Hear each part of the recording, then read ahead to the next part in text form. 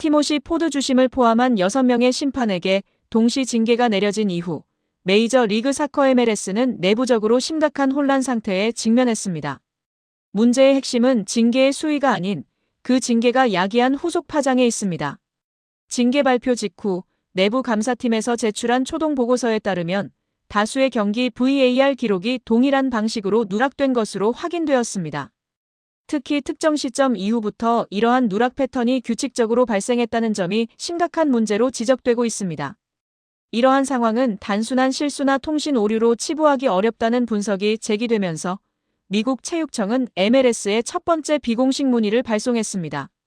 이는 예비조사 준비 단계로 알려져 있으며 전문가들은 이를 체육청의 조사 가능성이 크게 높아졌음을 시사하는 신호로 해석하고 있습니다. 동시에 리그 사무국 내부에서도 균열이 발생하고 있습니다. 심판 운영국, VAR 센터 실무자, 경기 운영국 간의 의견 불일치가 심화되면서 내부 회의에서 상호 책임을 전가하는 상황이 발생하고 있습니다. 일부 경기에서는 VAR 로그가 존재하지 않습니다. 심판 운영국이 특정 파일 삭제를 지시했다는 보고가 있습니다. VAR 센터는 상부의 지시가 있었다고 주장합니다.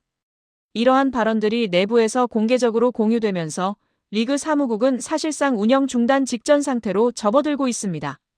이번 사태는 MLS 외부로까지 확산되고 있습니다. 최근 체육청 관계자가 판정 조작 가능성을 완전히 배제할 수 없다는 비공식적인 의견을 언론에 공유한 사실이 알려지면서 미국 스포츠 부문 감독기관 또한 관련 자료 수집에 착수했습니다. 특히 손흥민 선수의 99분 골 사건을 포함하여 최근 몇 년간 특정 구단이 연루된 경기에서 이상 패턴이 나타났다는 분석 자료는 기관의 경계심을 더욱 고조시키고 있습니다.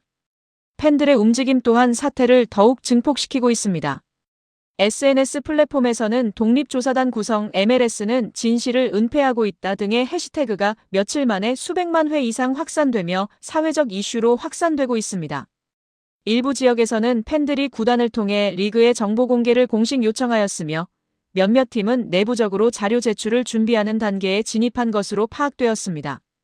본 사안은 이미 축구리그 내부 문제 수준을 넘어 미국 스포츠 전체의 신뢰성 문제로 확산되고 있습니다. 이러한 상황에서 MLS 내부에서 또 다른 이례적인 움직임이 포착되었습니다. 심판 운영국 일부 직원들이 징계 직전 이메일 계정 정리 및 개인 메모리 저장 장치 회수 등의 조치를 취했다는 증언이 제기되었습니다. 이는 누군가 계획적으로 증거를 인멸하려 한 것 아니냐는 새로운 의혹을 불러일으키고 있으며 이는 당연히 미국 체육청의 조사 관심을 증폭시키고 있습니다.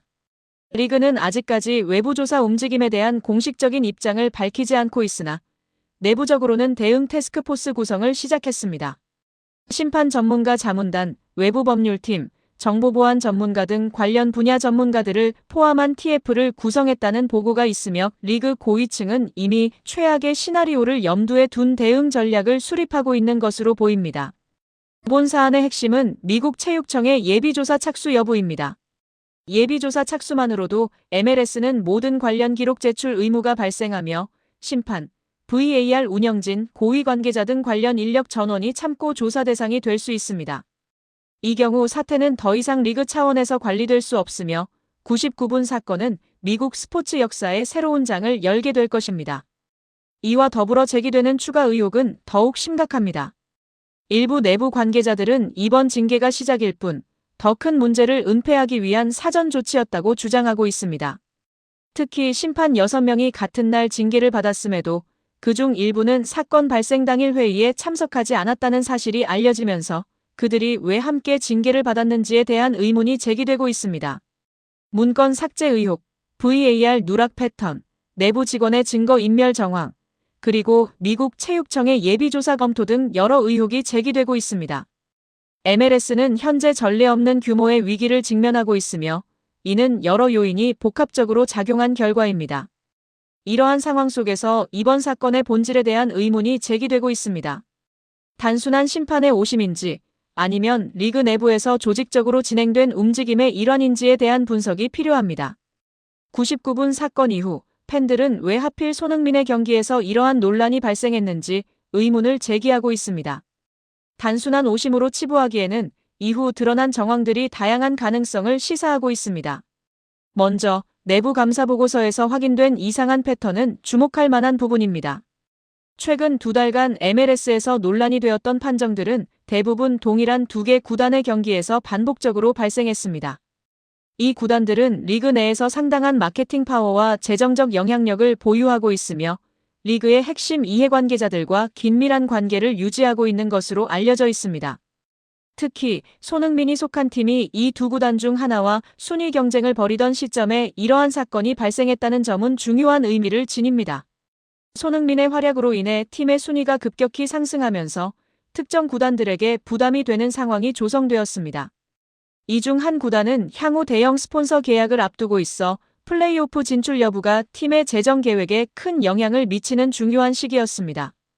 이러한 상황에서 발생한 99분 사건은 단순한 판정 오류를 넘어 리그 운영에 대한 심각한 의문을 제기합니다. 문제의 판정 외에도 VAR 기록 누락, 심판 6명 동시 징계, 내부 문건 삭제 의혹 등 여러 정황이 사건의 복잡성을 더하고 있습니다. 이러한 정황들이 특정 구단을 직접적으로 지목하는 것은 아니지만 사건의 흐름을 분석해보면 가장 큰 영향을 받는 팀이 누구인지 자연스럽게 도출됩니다.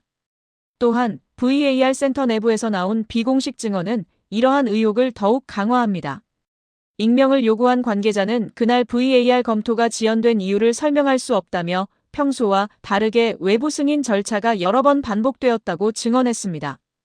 이는 사건의 진상규명을 위해 철저한 조사가 필요함을 시사합니다. 외부 승인 절차는 VAR 판정이 특정 고위위원회 또는 리그 운영진에 공유되어야 하는 프로세스를 의미합니다. 경기 중 2차례에 걸쳐 이러한 절차가 진행된 것은 매우 이례적인 상황으로 기록될 것입니다. 최근 공개된 통계 자료는 또 다른 흥미로운 사실을 보여줍니다. 논란이 된 구단의 경기에서는 상대팀에게 불리한 판정 비율이 리그 평균보다 2배 이상 높게 나타났습니다. 이는 단순한 우연으로 설명하기에는 지나치게 일관된 패턴을 보여줍니다. 이러한 배경을 고려할 때 팬들이 왜 하필 손흥민 선수였는가? 라는 의문을 제기하는 것은 당연한 일입니다. 손흥민 선수는 리그 전체의 주목을 받는 글로벌 스타로서 그의 활약은 경기 결과뿐만 아니라 리그 전체의 관심도에도 상당한 영향을 미쳤습니다. 따라서 특정 구단의 이해관계 속에서 손흥민 선수가 가장 제거하고 싶은 변수로 여겨졌을 가능성은 충분히 제기될 수 있습니다. 일부 내부 문건에서는 리그가 특정 구단의 마케팅 및 수익 구조를 활용하기 위해 판정 운영 방향성을 조정했다는 뉘앙스의 표현이 발견되었습니다. 문건 자체는 애매하게 작성되어 있지만 손흥민 선수 사건 이후 해당 구단이 비정상적으로 유리한 판정을 여러 차례 받은 점을 고려할 때 문건의 의미를 해석하는 것은 어렵지 않습니다. 이제 남은 질문은 이 모든 흐름이 우연의 조합인지 아니면 체계적인 움직임의 결과인지에 대한 것입니다. 특정 구단의 이해관계가 리그 전체의 판정 기준과 연결되어 있었다는 의혹은 시간이 지날수록 더 많은 증거를 통해 설득력을 얻고 있습니다. 최근 내부에서 새로운 목소리가 제기되었습니다. 심판 운영국의 한 인물이 이 사건은 끝이 아니다. 다음 주에 나올 내용이 진짜 핵심이라는 증언을 했습니다. 그가 언급한 다음 내용이 무엇인지, 어떤 단서를 의미하는지는 아직 확인되지 않았지만 MLS 내부가 폭풍 전야의 분위기라는 것은 분명합니다. 이제 궁금해지는 것은 특정 구단이 도대체 어떤 방식으로 MLS 판정 시스템에 영향력을 행사해왔는지, 그리고 그 과정에서 누가 중심에 있었는지입니다. 이 질문에 대한 답은 곧 공개될 새로운 내부 자료에서 밝혀질 가능성이 높습니다. 한국 축구의 전설 박지성 선수가 홍명보 축구 국가대표팀 감독의 지난 브라질전 전술 및 선수 구성에 대한 의견을 제시했습니다. TVN 유튜브 채널에서 7일 공개된 역대급 게스트 박지성 등장. 박지성과 TVN 축구 중계진이 들려주는 친선 경기 프리뷰 영상에서 박지성 선수는 지난 10월 A매치 브라질전에 대한 솔직한 평가를 공유했습니다. 홍명보 감독이 이끄는 대한민국 축구 국가대표팀은 지난 10일 서울 월드컵 경기장에서 열린 브라질과의 A매치 친선 경기에서 0대5로 패배했습니다. 전반 13분 이스테방 선수, 41분 호드리고 선수에게 실점한 대표팀은 후반 2분과 4분에도 각각 이스테방, 호드리고 선수에게 연속 실점했고 비니시우스 선수에게도 실점을 허용하며 경기를 마무리했습니다. 예상된 패배였으나 경기 내용은 팬들의 기대에 미치지 못했다는 평가가 다수였습니다. 영상에서 박지성 선수는 전후반 내내 동일한 전술을 유지했습니다. 기본 선수 구성 또한 상당히 공격적인 5-4-1 포메이션이었습니다. 중앙 미드필더는 수비 지향적인 선수가 아닌 공격과 수비를 병행할 수 있는 2명의 선수를 기용했습니다. 라고 설명했습니다. 이어 3톱의 오른쪽과 왼쪽에는 중앙 지향적인 선수들을 배치했고 양쪽 윙백은 높은 위치까지 올라가는 성향의 선수들로 구성되었습니다.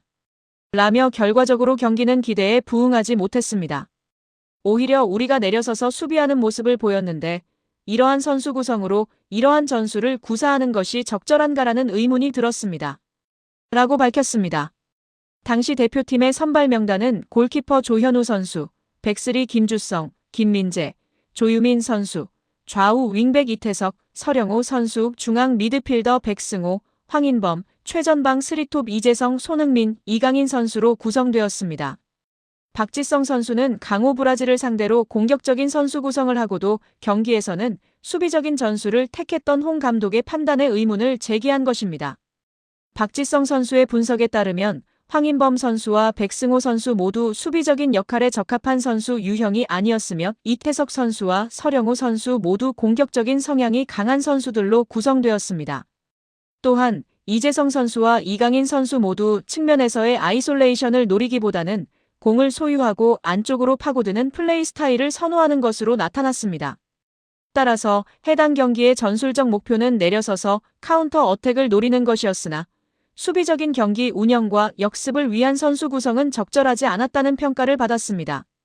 박지성 선수는 전술적으로는 상당히 내려서서 카운터 어택을 노리려고 했던 것으로 보이지만 수비적인 경기 운영과 역습을 위한 선수 구성은 적절하지 않았다는 생각이 듭니다.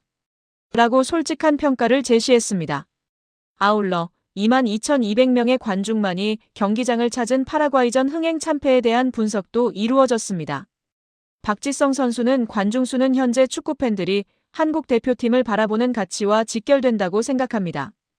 여러 가지 사건들이 발생하면서 팬들과의 신뢰가 저하된 것이 가장 큰 요인이라고 판단됩니다. 단, 이는 한국 대표팀의 축구 경기력만의 문제가 아니라 현재 한국 축구를 둘러싼 외부적인 요인들도 영향을 미치고 있다고 생각합니다. 라고 언급하며 한국 축구의 현 상황에 대한 외부적 요인의 영향을 시사했습니다.